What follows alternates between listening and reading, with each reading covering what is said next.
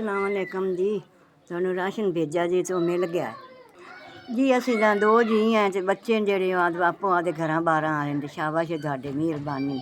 ਰੋਜ਼ੇ ਰੱਖਸਾਂ ਦੁਆ ਕਰਸਾਂ, ਤੁਹਾਨੂੰ ਦੁਆਵਾਂ ਦੇ ਅੱਲਾ ਤੁਹਾਨੂੰ ਘਣਾ ਦੇਵੇ, ਘਣੇ ਤੋਂ ਘਣਾ ਦੇਵੇ। ਮਿਹਰਬਾਨੀ। ਤੁਹਾਨੂੰ ਸਾਨੂੰ ਰਾਸ਼ਨ ਮਿਲ ਗਿਆ ਹੈ, ਪਕੌੜੀਆਂ ਦਾਲ ਜੋ ਵੀ ਹੈ ਜਿਹੜੀ ਸ਼ੈ ਸਾਨੂੰ ਸਾਰੀ ਮਿਲ ਗਈ। ਮਿਹਰਬਾਨੀ ਤੁਹਾਡੀ। ਪਕੌੜੀਆਂ ਦਾਲ ਦੂਲ ਸਭ ਕੁਛ ਮਿਲ ਗਿਆ, ਜਿਹੜਾ ਤੁਸੀਂ ਖਜੂਰਾਂ ਸਭ ਕੁਛ ਘੱਲਿਆ। ਮਿਹਰਬਾਨੀ ਤੁਹਾਡੀ। ਸ਼ਾਬਾਸ਼ ਜੀ, ਸ਼ਾਬਾਸ਼ ਤੁਹਾਡੇ। ਅਸੀਂ ਖਾਵਾਂਗੇ ਦੁਆਵਾਂ ਦੇਵਾਂਗੇ। ਤੁਸੀਂ ਬੜਾ ਸਾਡੇ ਨਾਲ ਸੋਹਣਾ ਤਾਮਨ ਕੀਤਾ ਹੈ।